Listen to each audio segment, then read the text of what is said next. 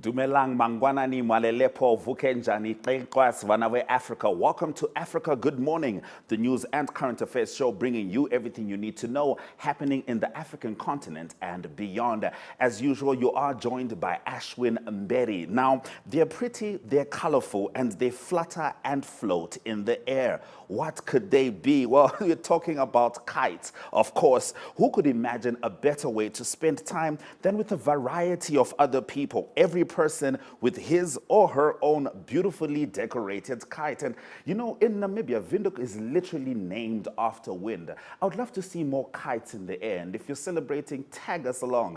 All right, here's a video on International Kite Day.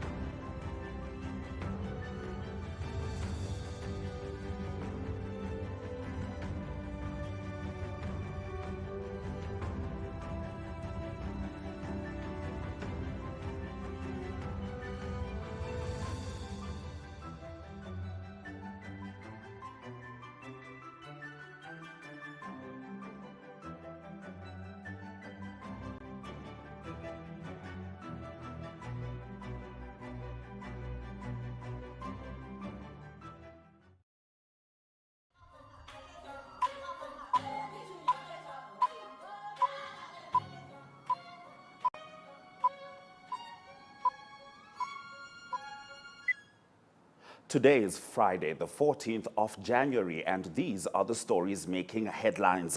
Car bomb in Somali capital kills 8. A car bomb exploded in a road leading to the airport in the Somali capital, Mogadishu, on Wednesday, killing at least 8 people, the head of the city's ambulance services said. Mogadishu resident Mohammed Osman said the shock of the blast hit the walls and roof of a mosque he was praying in nearby. When I came out of the mosque, I saw several old houses collapsed, body parts on the street, hands, legs, destroyed cars, burnt tuk-tuks, all this mess and loss of lives in a minute. I survived, Osman told Reuters. It was not immediately clear who was responsible for the bombing. In the past, an Al-Qaeda-linked Al-Shabaab group has taken responsibility for similar attacks. The group aims to overthrow the central government and impose a strict interpretation of Islamic law. It carries out frequent gun and bomb attacks on security and government targets, but also on civilians. It also carries out attacks against African Union peacekeeping troops. In our next story, WHO decries hell in Tigray over blockade. The World Health Organization says that despite repeated requests to the Ethiopian government, it still has no access to Tigray, where 14 months of war have created a humanitarian crisis. A WHO senior official said he'd received letters from doctors in the northern region who had run out of basic treatments for illnesses such as diabetes. Head of the organization, Tedros Ghebreyesus, who is from Tigray, said the region's population of 7 million had been under siege for more than 1 year. He said this had created a hell in the region and was an insult to our humanity to allow a situation like this to continue. In our next story, Southern African bloc extends Mozambique troop deployment. Southern African countries agreed to a summit on Wednesday to extend their troop deployment in Mozambique to help the government fight an Islamic State-linked insurgency, a communique said. The countries linked in the Southern African Development Community agreed in June to send troops to help Mozambique tackle the insurgency, which is concentrated in the northern province of Cabo Delgado and has claimed thousands of lives since it broke out in 2017. Summit noted the good progress made since the deployment of the SADC mission in Mozambique and extended its mandate. The communique said after leaders met in Malawi's capital, Lilongwe, Mozambique's military had been losing ground to the insurgency until it accepted the foreign help. A number of areas previously held by militants have been cleared, including the town of Mocimboa da Praia, more than a year after the insurgents first seized it. Insurgent bases have also been destroyed, according to the security forces. In our next story, Sahel violence threatens West African coastal states. Concerns now grow that violence that has long crippled countries such as Burkina Faso, Mali, and Niger will spill over further south. Benin, a small coastal country in West Africa, has been relatively unscathed from a security crisis that has wreaked havoc in its northern neighbors across the Sahel region for much of the past decade. However, fears are growing over a spillover of violence within its borders as armed groups operating in the landlocked Sahel countries push for expansion into coastal states. Such an expansion, however, has not affected only Benin. A number of other West African coastal states have faced a growing number of border attacks, raising fears over the expansion of armed groups affiliated with ISIL and Al-Qaeda in the region. West African coastal countries serve as supply or transit zones, particularly for motorcycles, spare parts, and fertilizer. They are also sources of finance, such as the sale of stolen livestock for consumption. Michael Matongbada, a Beninese researcher at the Institute for Security Studies, says. In our next story, Africa joins race to acquire Pfizer's COVID-19 Paxlovid pills. Africa's top public health body said it was in talks with Pfizer about securing supplies of its antiviral COVID-19 pills for the continent, the latest to join the race for a drug seen as a potential game changer in fighting the virus. We are really close in discussions with Pfizer to see what can be done to make the drugs available on the continent and accessible on the continent. That is the Paxlovid drugs, said John Kengasong, director of the Africa Center for Disease Control and Prevention. Such drugs would be crucial if another highly transmissible variant were to emerge and public health systems become overwhelmed, he said. The U.S. government's contract for 10 million courses of the drug is priced at $530 per course, a price that would put it out of reach for many poorer countries. To mitigate that issue, Pfizer has agreed to allow generic manufacturers to supply versions of the treatment to 95 low and middle income countries through a licensing agreement with international public health group Medicines Patent Pool. Rebels say they killed Cameroon soldier in city hosting Africa Cup of Nations teams. Separatist rebels on Wednesday killed a soldier during an attack on Cameroon's western city of Buea, the home base for 4 soccer teams competing in the Africa Cup of Nations, a senior militant said. Africa's premier soccer tournament kicked off on Sunday amid security concerns, especially in western regions where a separatist insurgency seeking to establish a breakaway state called Ambazonia has carried out deadly attacks on civilians and the army since 2017. The soldier was killed by an improvised explosive device during the attack in which rebels exchanged gunfire with the army inside the city, said Cho Ayaba, the head of the rebel Ambazonia Defense Forces. Militias from the minority English-speaking West have been fighting since 2017 in protest against what they say is their marginalization by the French-speaking government. The conflict has killed at least 3,000 people and forced nearly 1 million to flee. Separatist and government forces have both been accused of abuses against civilians. Now we swing over to social media in Nigeria as Nigeria lifts Twitter ban after 7 months. Nigeria has lifted its ban on Twitter 7 months after clamping down on the social networking site. Nigeria's government suspended Twitter last June after the company deleted a tweet by President Muhammadu Buhari about punishing regional secessionists. Authorities accused the social media firm of siding with the secessionists, but the government said it was reversing the ban after Twitter agreed to conditions including opening a local office in Nigeria. The move allows millions of people in Africa's most populous nation to use the platform again. Analysts believe the ban has cost the Nigerian economy millions of dollars, especially the small businesses which use the platform to reach their customers.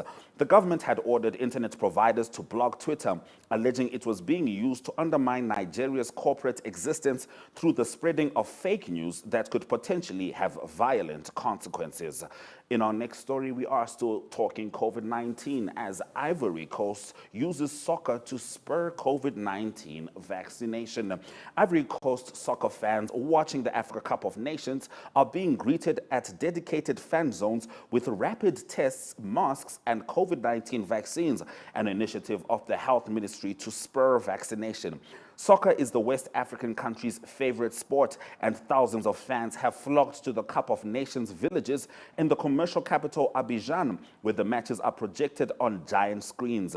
Masks are required within the fan zones, and stands have been set up for awareness raising about COVID-19. Rapid tests and vaccines are also being offered at mobile clinics. Abidjan is the center of the COVID-19 outbreak in the Ivory Coast, where cases have surged in recent weeks due to the highly contagious Omicron variant. The country has administered enough doses to vaccinate about 14% of its 26 million population so far, according to data collected by Reuters. It aims to double that figure by the end of June, said the Health Ministry. In our next story, we swing back to Nigeria for a very sad update as children die after church collapses in Nigeria. At least 2 children and a woman were killed after a church collapsed during a service on Tuesday evening in Asaba, the capital of Nigeria's southern Delta state, police have confirmed to the BBC. Rescue used an excavator until the early hours of Wednesday to dig through the rubble to find survivors. Delta State Police spokesman Bright Edafe said that 18 people, including children, had been rescued. The building was reportedly being used for the first time. It is still unclear what caused it to collapse.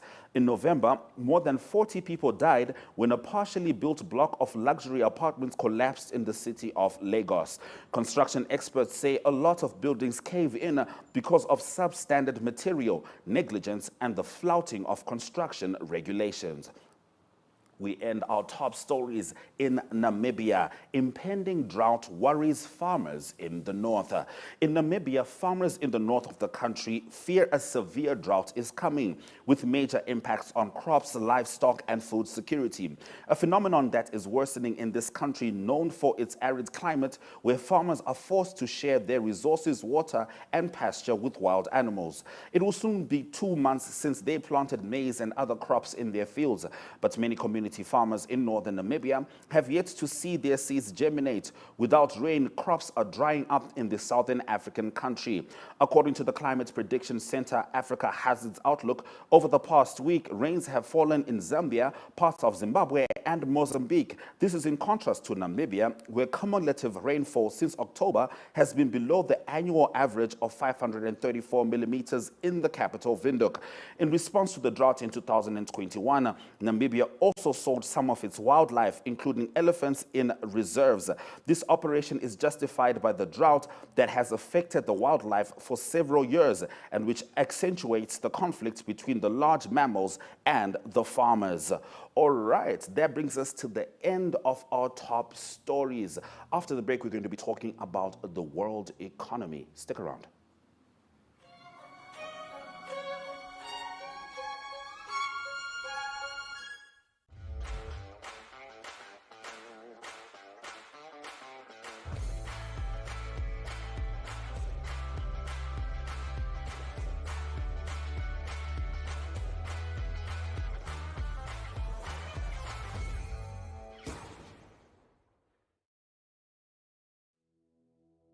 Have you received a loan from NSFAF?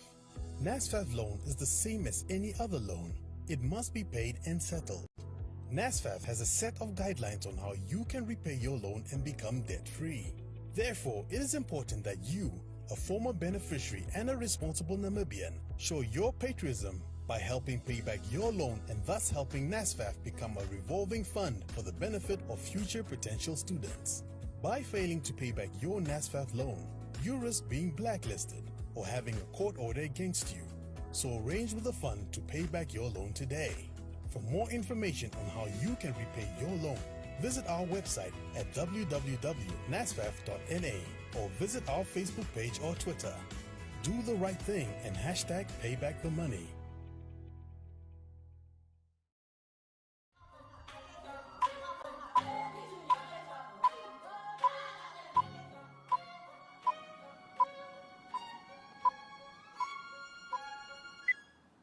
So just before the break, I said we're talking about in the world economy, but we are talking about specifically in relation to Africa. Of course, this is still Africa. Good morning. Thanks for staying with us. The World Economic Forum this week released its Global Risks Report 2022. Top risks in Southern Africa range from an employment and livelihood crisis, prolonged economic stagnation, and climate action failure to debt crisis and state capture. Now, WEF President Borge Brende, the WEF Chief Economist Jita Gopinath discussed the key findings in the report. Have a look.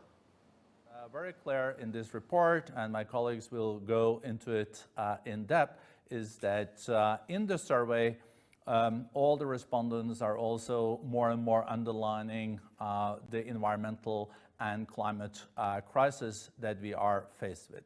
Our planet is on fire and we have to deal with it. And this is a risk that we really know. So we cannot say that we are faced with a blind spot.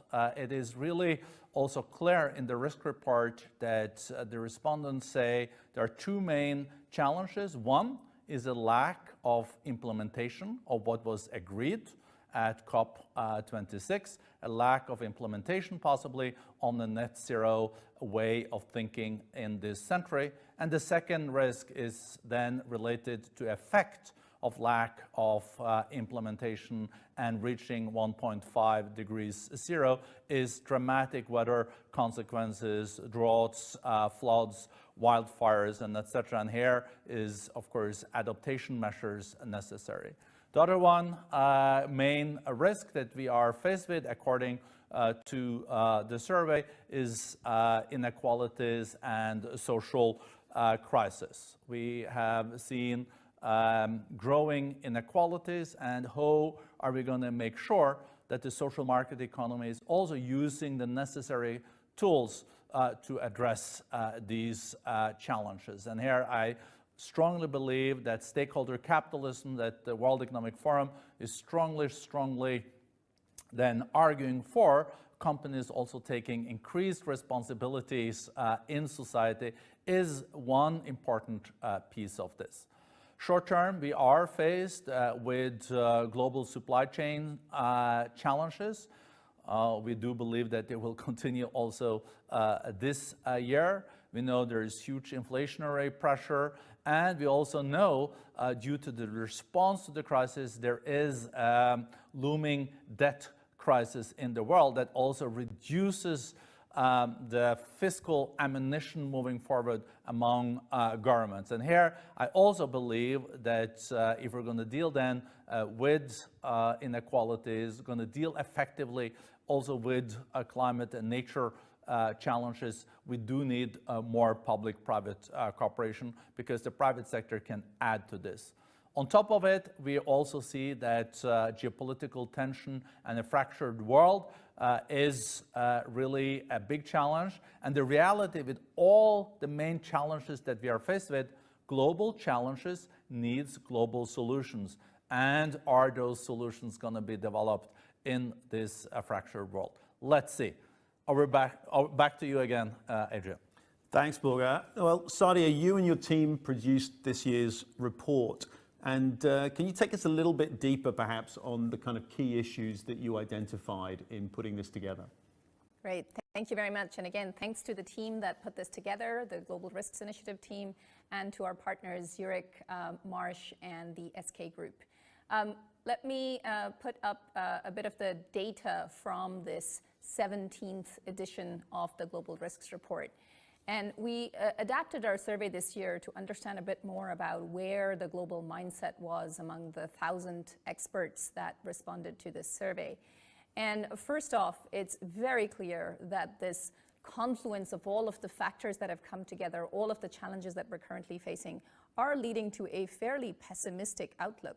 84% of the people that responded to the survey said that they were either worried or concerned about the outlook for the world. Less than 4% were optimistic about the outlook for the world. Let's go a little bit more in depth into some of these results. We asked people to look back at the last 2 years of the pandemic and identify which are the risks that became worse since the COVID-19 crisis started. And what's very clear is that above everything else, social cohesion has eroded. There are deep concerns about livelihood crisis. There are concerns about climate action failure, concerns about mental health deterioration, and then finally concerns about extreme weather. These 5 really stand out compared to other areas. If we could go to the next set of data. We also asked people when some of these risks will become a critical threat to the world. And in the next couple of years, there continues to be deep concern around both the climate side of things and the social side of things. So extreme weather, livelihood crisis, climate action failure, infectious diseases, of course, the pandemic has not gone away, and so there continues to be concern around that, and then, of course, social action cohesion. On the other hand, if you look at the next sort of 5 to 10 years out, we also asked people about risk mitigation efforts and how they believe some of these efforts are working. The good news is that people are generally fairly optimistic about how trade facilitation is being managed, how international crime is being managed. They're fairly optimistic also about how health crises are being dealt with or how natural disaster relief is being provided. But some of the new and emerging areas, like artificial intelligence, like space exploration, like cyber attacks and migration and refugees, those are areas where people don't believe that much is being done in the best possible way moving forward. I'll stop there, Adrian. You can go take a look at the report. It's live now, and explore that data a bit more.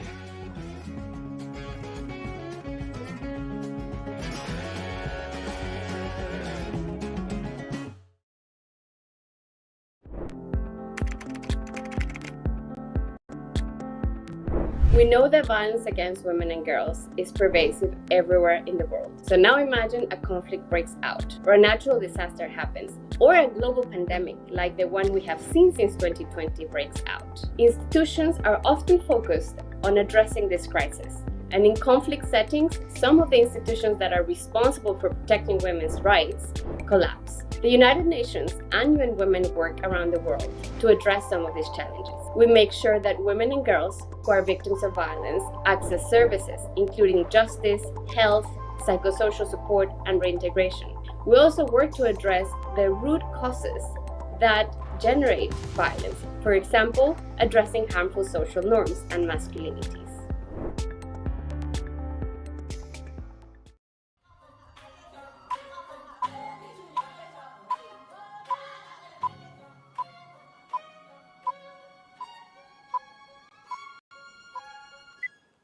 Thank you for staying with Africa. Good morning as we continue bringing you the most pertinent African news happening on the continent and beyond. Now we're going to take a trip to Rundu and have a chat with our correspondent Kenya Kambowe as he lets us know of the happenings up there. Good morning, Kenya. How are you? Good morning, Ashwin. Fine, how are you? I'm all right, Kenya. Now, the subject of witchcraft has always been a touchy one, particularly in African communities. Sometimes witch doctors are conflated with traditional healers and the other way around. But the problem with witchcraft in particular is because it's intangible, sometimes people get accused from seemingly nowhere. And that leads us into your first story. 6 people, including a teacher from Kasivi village yesterday, appeared before the Kahenge Periodic Court after they burnt down a cooker shop belonging to a pensioner who they accused of bewitching her own granddaughter, who unfortunately died on New Year's Eve. Could you please tell us about this story? So basically what happened was that the father of the deceased daughter suspected that something might be wrong with her daughter's illness. That's why he went to approach a prophet. And his surprise, when he approached the prophet apparently told him that no, your mother-in-law is the one that is busy bewitching your daughter, who was at the time in the hospital. So a week later, the daughter of the man, this man died in the Rundu State Hospital, and the man was convinced that no, let me go back to the witch doctor, to the prophet, to tell me what really happened to my daughter. And he was told the same information that no, your mother-in-law is the one responsible for the death of your daughter. So basically, what happened was that these community members, the six people that we are referring to, are friends and acquaintances of these men, who then was disappointed. They were irked about what happened, what they heard. So they decided to take their medicine in their own hands. They approached the pensioners, the homestead, forced her forced her to admit that she's the one that bewitched the granddaughter. But unfortunately, she did not do so. But then the community members took it upon themselves, and as you can see in the video, they touched down her hookah shop, which was the only source of income to feed her family. So basically, these six people appeared in the Kainge periodic. They were all granted bail of 3,000 each. Truly, truly saddening news. And unfortunately, your next story does not get any better. The lifeless body of a man was found in the Kavango River on Wednesday. Could you please tell us about this? So basically, this 40-year-old man is a Namibian from Kavango West region, but is married to an Angolan lady where they reside. They both reside in Angola. So, but what happened was that he was last seen on Tuesday in Angola at the nearby hookah shops where he was drinking apparently kashpembe, which is known as a traditional fermented beer liquor. And then that was the last time they saw him. The next morning, people were looking for him. Only around 12 midday, his lifeless body was found in the Kavango River on the Angolan side. So the Angolan police identified him that he was Namibian. Then they repatriated his body back to Namibia. And so the family are busy with the funeral arrangements. All right, now in the next story, the police in Kavango West have arrested a 23-year-old man from Simanya village, after he was found in possession of an unpolished diamond which he allegedly acquired from an illegal trip into Angola. I know they say diamonds are forever, but sometimes so is prison. Could you tell us about that? So basically, this gentleman was apparently he went illegal. He crossed illegally into Angola. That was we don't know when, but then on Wednesday, when he returned now to Namibia after he was given apparently this diamond, he tried to he attempted to cross the river illegally. However, the police got the tip of this gentleman crossing the river illegally at Simanya border post. So the police went to him, approached him, asked him questions, and then upon searching him, they found this unpolished stone in which they confiscated. He was reprimanded. He was taken to custody. On Wednesday, also appeared in the Kainga periodic court, whereby he was given bail of 3,000, while the value of the diamond is being determined as to what's its value. All right, now earlier we spoke of drought in Namibia, but that hasn't been quite the case specifically in your region. Why? Because a farmer in Kavango West has called upon fellow communal farmers to make use of the rain following the good rains in the northern eastern regions of the country. Tell us about that.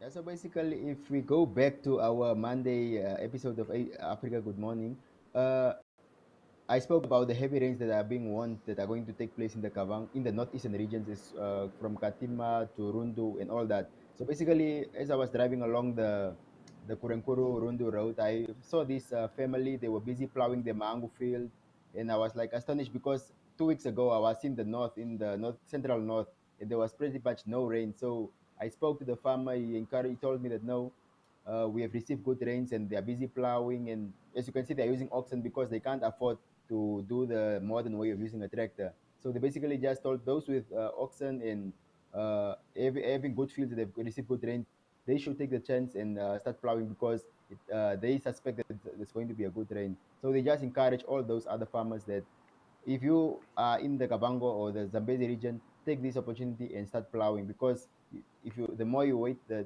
they are going to delay your harvest this year. Oh, certainly, certainly good news, especially about the rains. My theory right now, Kenya, is that you guys performed some rain dance ritual ceremony and you forgot to include the rest of Namibia in that Zoom call. Please, please include us because it looks beautiful down there. Thank you very much for bringing us the news from Rundu. It's always nice to have you, sir. All right, this is still Africa. Good morning. We were just talking about rain in the northern parts of Namibia. Let's check out the weather across Africa.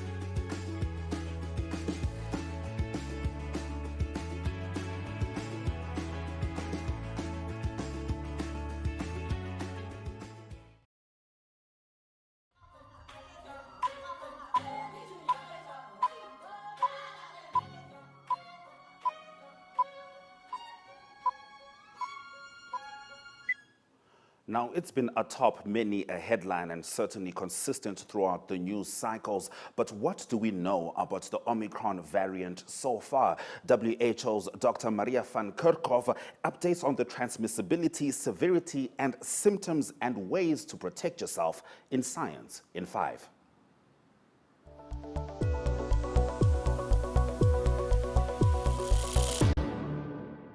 We're doing an update on Omicron in Science in 5 today. Hello, I'm Vismita Gupta-Smith, and we're talking to Dr. Maria van Kerkhove. Is Omicron more severe? Is it more transmissible? And how can you protect yourself? Welcome, Maria. Maria, what do we know so far about the transmissibility of Omicron? So thanks, Vismita, for having me. We're learning a lot about the Omicron variant every day. In terms of transmissibility, we are seeing a really increased growth rate of Omicron over other variants of concern. These are some of the sharpest increases that we've seen to date. We do know that it has what we call a growth advantage over Delta. And what this means is that we're seeing a large increase in cases where Omicron is detected. At the time of filming this, Omicron has been detected in more than 77 countries, but it's likely that it's present in other countries as well. The big question right now is how will Omicron compete with other variants that are circulating in populations? For example, will Omicron outcompete Delta or not? It's still a little bit early for us to have a full understanding, but what we can say is that some of the mutations that are identified in Omicron will provide it a growth advantage, will allow it to be more transmissible. So this is a concern that we have. And as we know, more cases, if there's more increased transmissibility, which is what we are seeing, we'll have more cases. More cases mean more hospitalizations, and more hospitalizations can put healthcare systems that are already over. People will not get the appropriate care that they need. Maria, does Omicron cause more severe disease? And what are the symptoms we are seeing so far? We're still learning about severity as well. We do know that people with Omicron can have the full spectrum of disease. Everything from asymptomatic infection, mild infection, people needing hospitalization, and people have died from Omicron. We do have initial reports that suggest that Omicron is less severe compared to Delta. However, if we have more cases mean more hospitalizations. And if a healthcare system is overburdened, people will die because they won't get the appropriate care that they need. So it's early to tell whether or not Omicron is more or less severe, but we do have some initial reports that it is less severe. Now, don't be fooled. Even if we have a virus that causes less severe disease, this virus can affect vulnerable populations.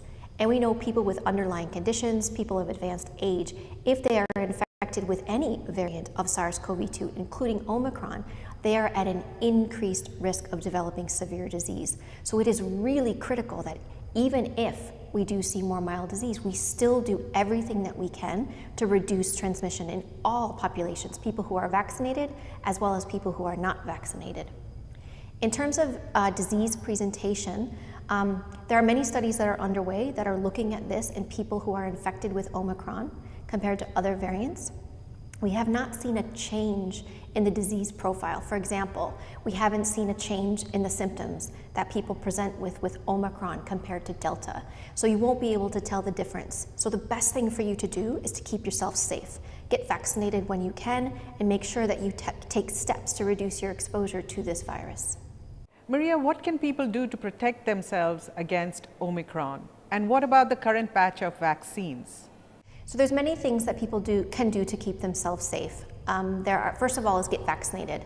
Now, there are many studies that are underway that are looking at vaccine effectiveness against Omicron. And these studies are currently underway. We don't have that complete picture yet. But what we do know is that it is better to be vaccinated. And what is really critical in all countries is that those people who are at risk, those who are over the age of 60, those who have underlying conditions, receive their vaccines and making sure they get their first and second doses. Really, really critical that everybody get vaccinated when it's their turn. And at the same time, while we increase vaccination coverage among those who are most at risk in all countries, we also have to take steps to drive transmission down. And this is using simple measures: physical distancing, wearing of a well-fitted mask with clean hands, avoiding crowds, improving ventilation where we live, where we work, where we study. The biggest factor right now is making sure you reduce your exposure to the virus, no matter what variant is circulating. Delta variant is dominant worldwide. That also needs to be brought under control. And everything that we do right now for Delta will benefit Omicron no matter how it unfolds, no matter what we learn about it. So do your best to keep yourself safe, get vaccinated when you can, and make sure that you reduce your exposure to this virus where you live.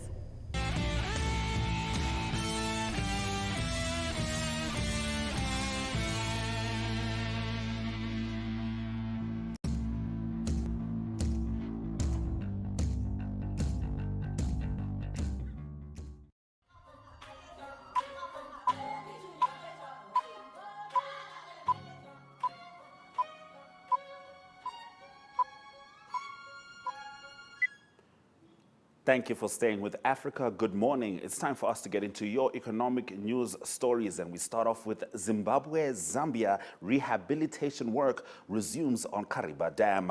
The Zimbabwe Electricity Supply Authority has announced the resumption of rehabilitation work on the Kariba hydroelectric dam.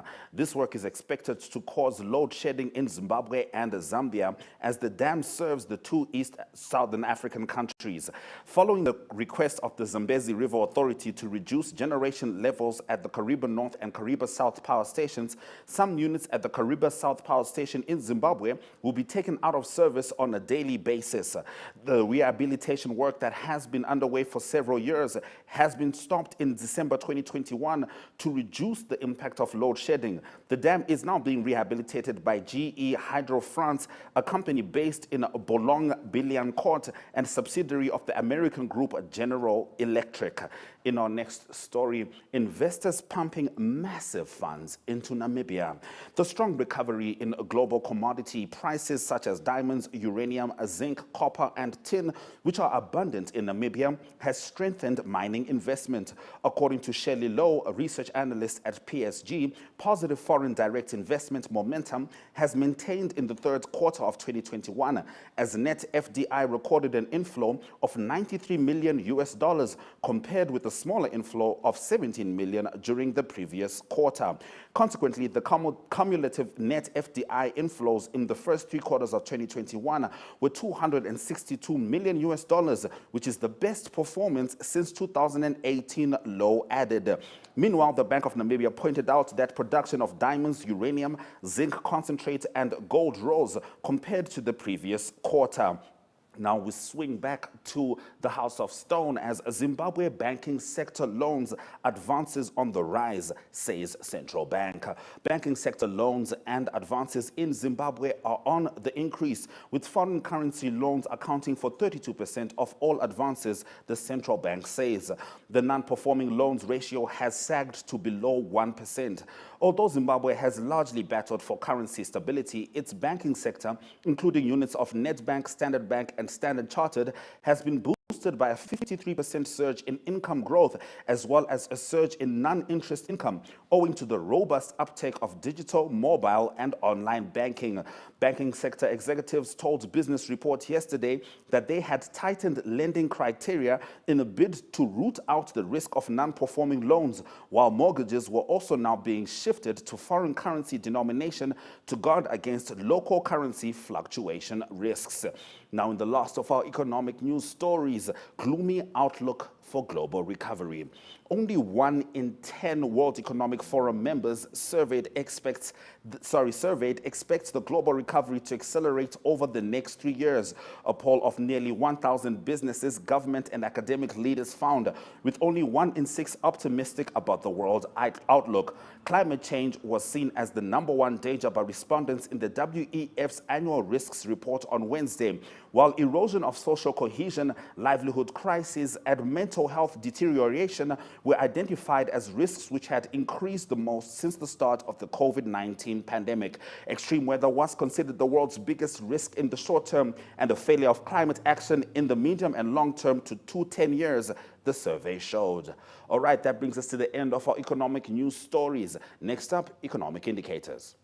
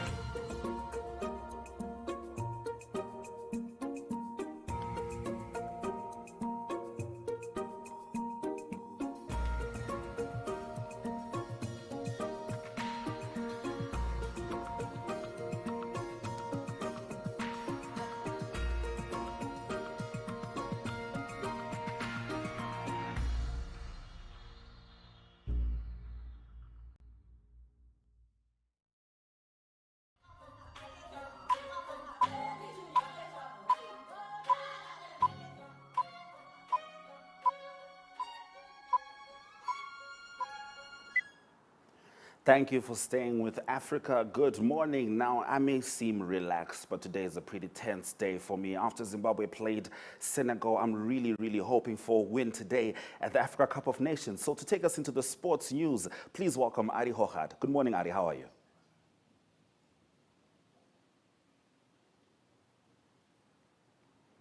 Good morning, Ari. Are you there? Can you hear me? All right, we seem to be having issues reaching Ari. I'm just going to highlight some of the stories that we're going to get into. So like we said, AFCON has started. If you've been paying attention, you'll know that there has been a lot of 1-0 score lines. I mean, maybe most, if not all the games have been 1-0 score lines. And I'm asking myself, does that mean that the competition is just that much more difficult? Or I don't know, but to me, it feels like a good sign. It means that African football is growing. So Cameroon beat Ethiopia 4-1 and Cape Verde lost 0-1 to Burkina Faso. We're going to take a short break and we're back just now.